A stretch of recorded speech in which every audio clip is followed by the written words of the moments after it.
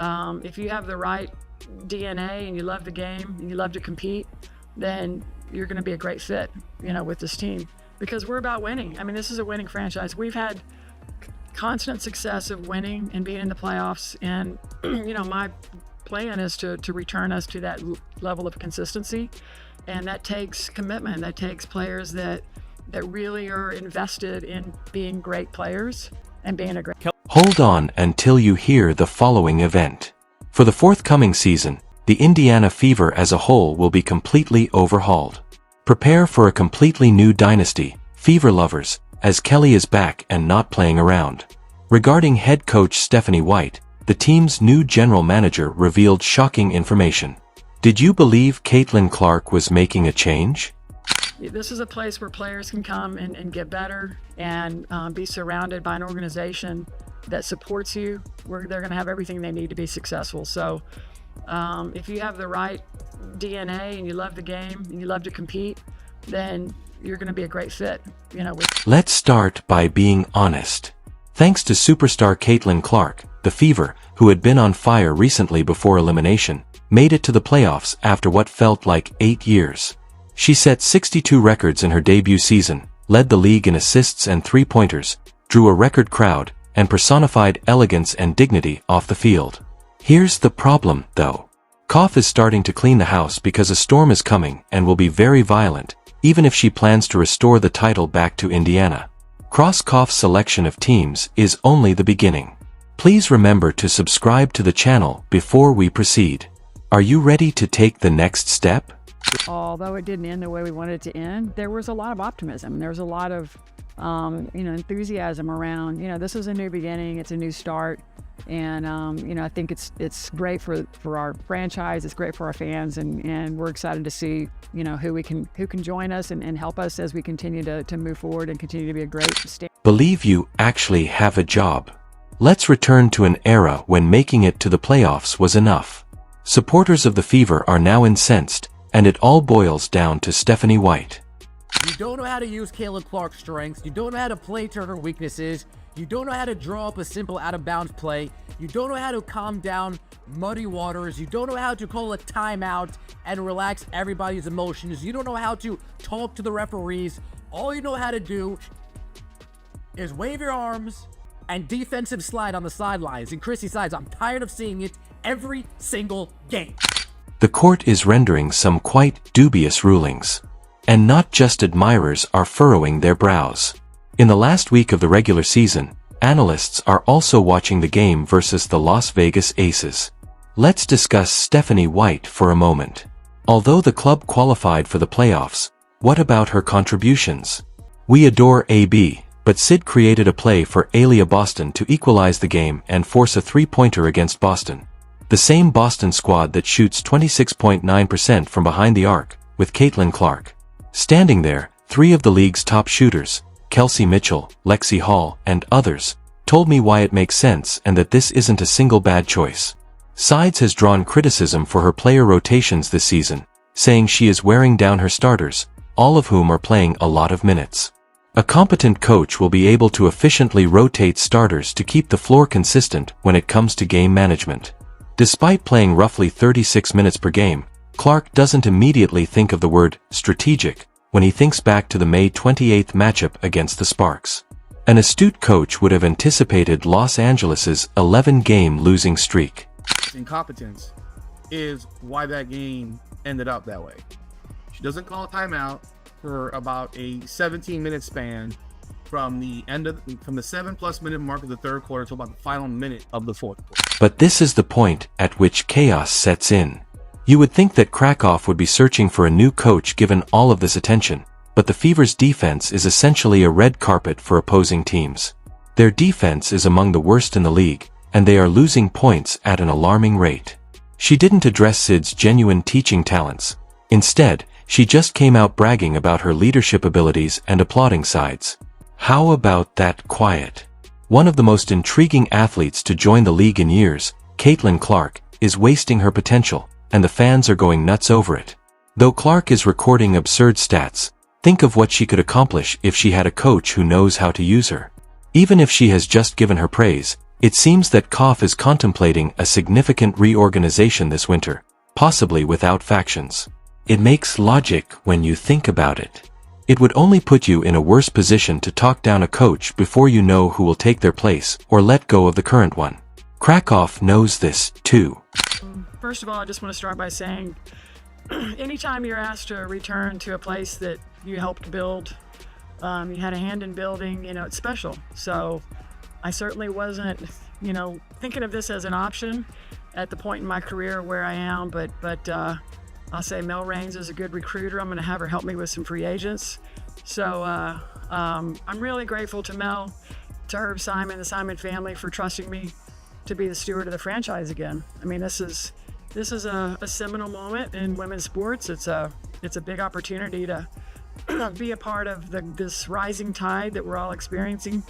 I think being a part of the first 18 years and building the franchise from the beginning gave me a lot of insight, institutional knowledge, 6 years on the NBA side, to be ready for this moment, to leverage all that experience, and certainly look at this as a new business. Because Clark Key is not the only member of the squad experiencing issues. Boston is unable to dominate the league because of a system that keeps Mitchell Aaliyah and Lexi Hall from doing so. #FF every other day. Firesides are popular, especially on game days, and fan forums are ablaze with pleas for change. Instead of employing skywriters to make their points, people are looking for information, watching down-aim footage, and doing anything else. Here's the problem, though. For the time being, at least, Koff is standing by her principles. Stephanie White is allegedly part of her plan for this team. How long, though, can she disregard her supporters? For what length of time does the tension become intolerable?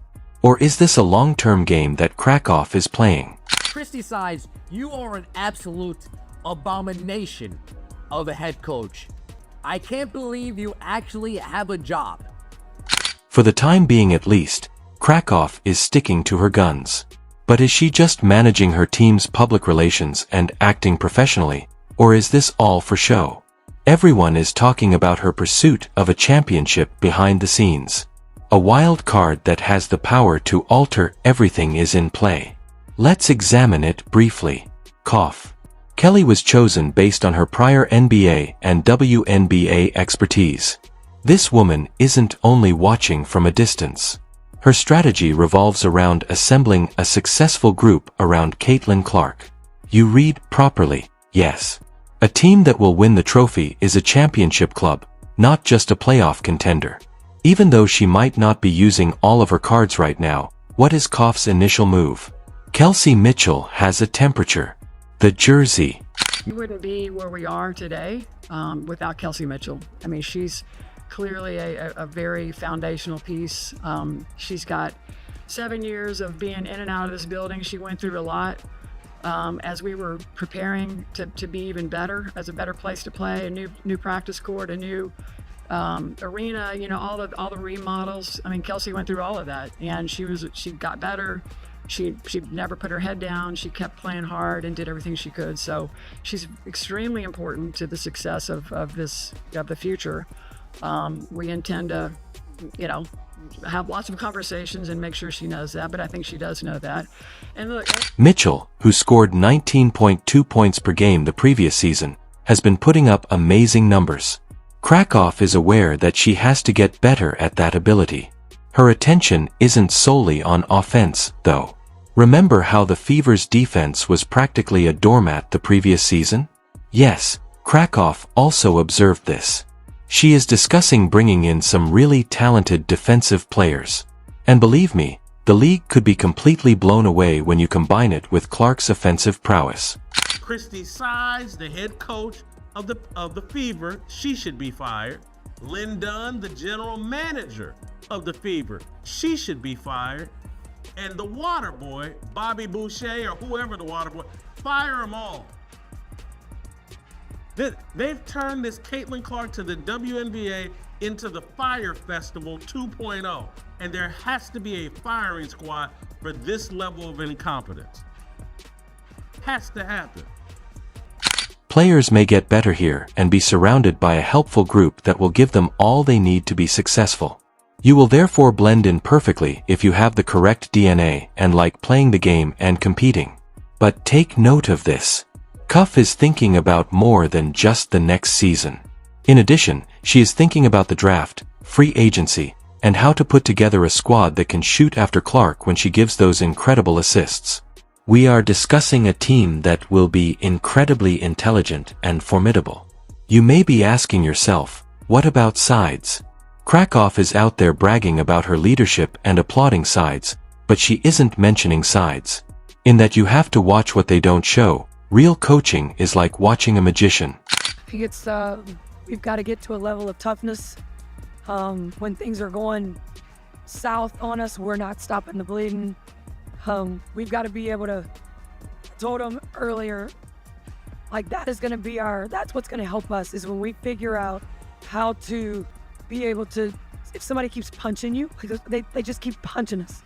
We've got to be able to respond to it. We've got to give some of that back. And that's where we are. We've got to get to another level of mental toughness. Then there's Stephanie White of Connecticut. Remember her? The former Fever coach just become available. Fans are going crazy, begging Krauskopf to bring her back, and it's not a terrible idea. White understands the franchise and knows how to win, but Krauskopf's keeping this one close to her chest. We do know that Krauskopf isn't scared to make major moves. She hired Amber Cox to succeed Lynn Dunn as GM. That's a significant change, given that Dunn was Krauskopf's right-hand woman in the past. Some movement in the front office is happening at the Indiana Fever. The team announcing a former Dallas Wings executive will now be the... Next up is Stephanie White from Connecticut, who you might remember as the Fever's previous coach. Supporters are begging Koff to bring her back. It's also a good concept. Even though White is aware of the strategy and how to win, Koff is keeping this one close to the vest despite her known ability to make bold moves. She replaced Lynn Dunn as general manager with Amber Cox, which was a significant change given that Dunn was once Krauskopf's right-hand woman. CEO, she's all in. Everybody in this company's all in. Everybody in this city's all in. And I think having that experience and gone through those days of, tough roads, everybody in the league has gone through it. And we're all bonded by what the possibilities are at this next level. Who is to say she won't apply the same principles to the coaching role? How long Clark can tolerate the pressure from the crowd is the true question. With millions of fans watching at home and about 177,000 during home games, the Fever have the highest average attendance in the league. That is a large number of voices demanding change. Additionally, the pressure will only increase as Clark receives more attention. Is this all a part of a larger scheme, or are they actually sticking to their sides? What is Koff's ultimate objective in this case? Does she notice something about Clark that most of us don't? Everyone is concentrating on their personal issues and ignoring the wider picture, let's face it. Is she holding out for the ideal opportunity to hire a new coach who can fully realize Clark's potential? Koff is renowned for turning fourth champions, and her modest demeanor says a lot about what might occur if the really game-changing player is not on the court but rather in the front office.